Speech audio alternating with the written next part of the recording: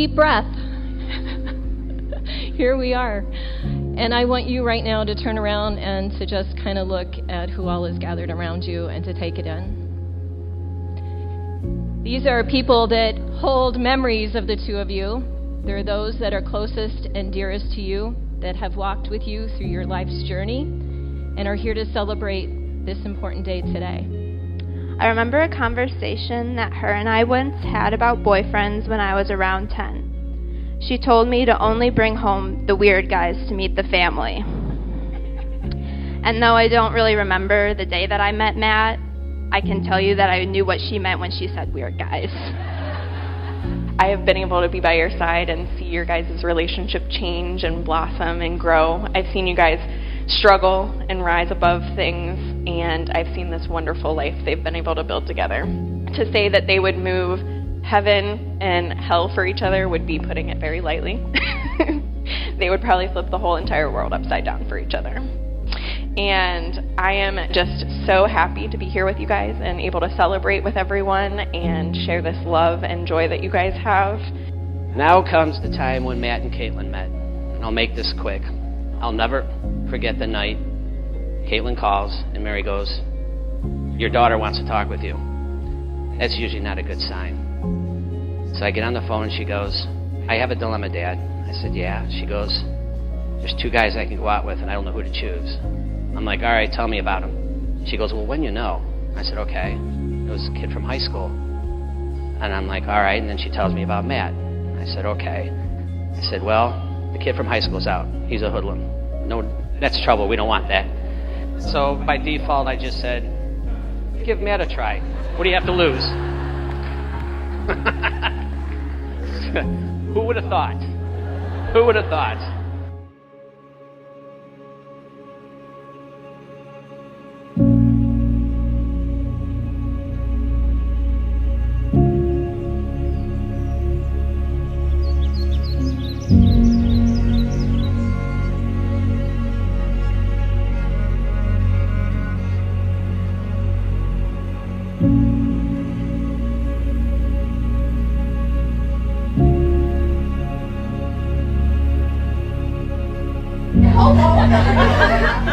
Katie is one of the most beautiful people and even more of a beautiful soul. She is probably the most caring person I've ever met. She would do anything for anyone without a second thought. And she regularly goes out of her way just to bring little sparks of joy to those people that she cares about.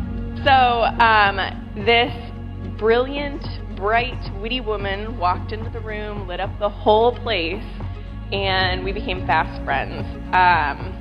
It led to many late nights, laughs, joys, and sadnesses, and a relationship that I am blessed every day to have. Katie, you're the girl that has married my best friend and have helped him grow into the man he is today. You're loving, supportive, always keep him in check with his Amazon purchases. But more importantly, you make Matt smile like he's never smiled before. I'm so grateful for getting to know you over the last 8.5 years and having you become part of my family. Now, over time, Matthew seemed to have fit the bill. And for the record, everybody knew he was the boyfriend before me. Call it denial, the idea that I was no longer the one she needed, so it seemed was very tough. But as a father of 2 daughters, I was very apprehensive towards him. Only lasted, a few weeks? More like a few years. But in my defense, when your daughter says, "Dad, he reminds me of you," well, this is going to take some time. That's a red flag. Hi. Thanks, Sam. Oh my. You make me cry. Beautiful. Right? Yes, she is. Oh boy.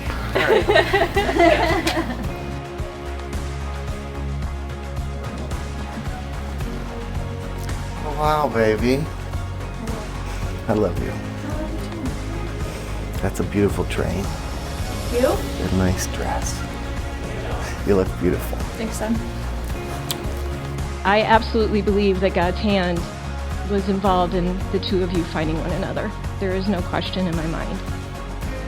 And I was so glad that you chose the passages that you did. And the Colossians and the Corinthians, clothe yourselves with compassion and kindness, humility, meekness, and patience, and show forgiveness. And to one another, just as your Lord forgives you, forgive each other. And then clothe yourselves with love.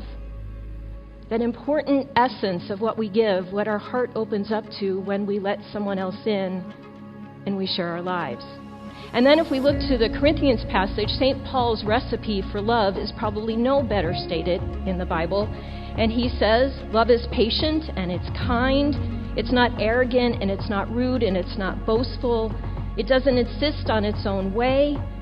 It bears all things and it believes all things, hopes all things, endures all things. So I ask you now, Matthew, will you have this woman to be your wife, to live together in the holy relationship of marriage? Will you love her and comfort her, honor and support her in joy and in suffering, and forsaking all others, remain with her forever and always? If so, please respond, I will. I will.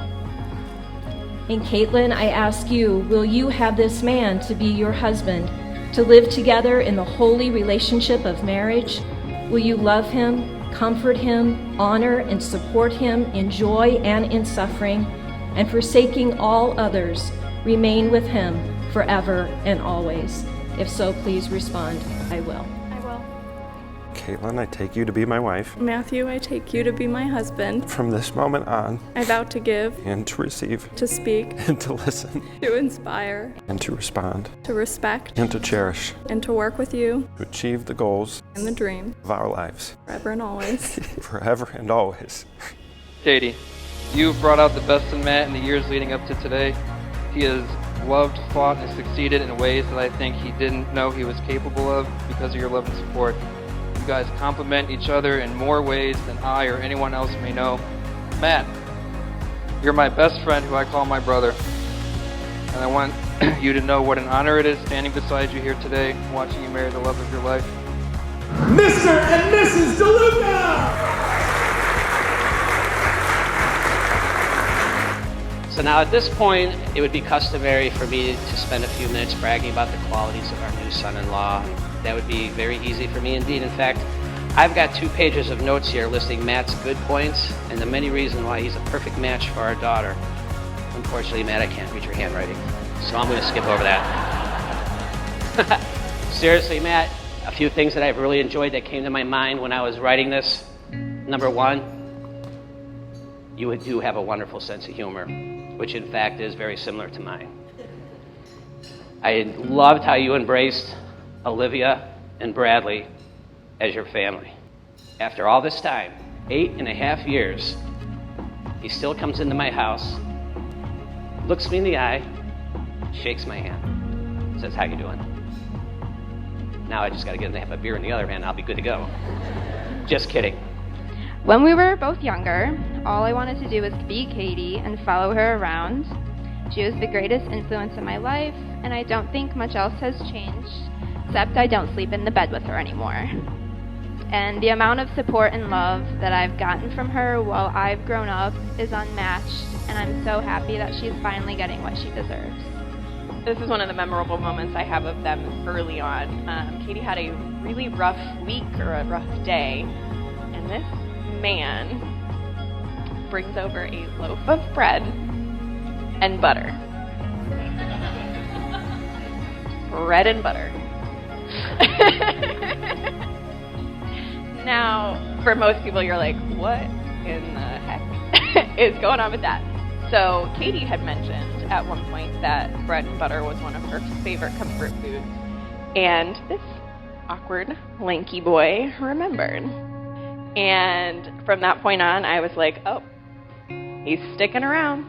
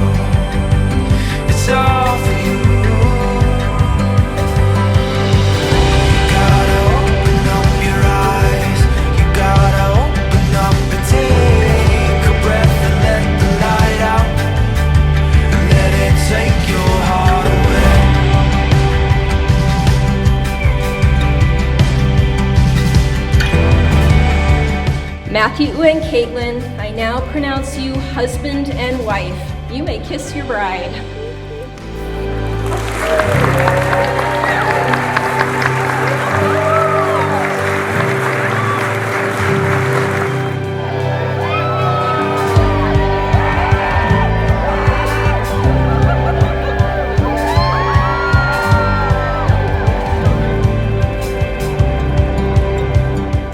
So he got this card. He got 2 cards. They were Cinderella based, and he knows me and Cinderella. He got this card maybe 3 or 4 years ago. It's been sitting in his car waiting.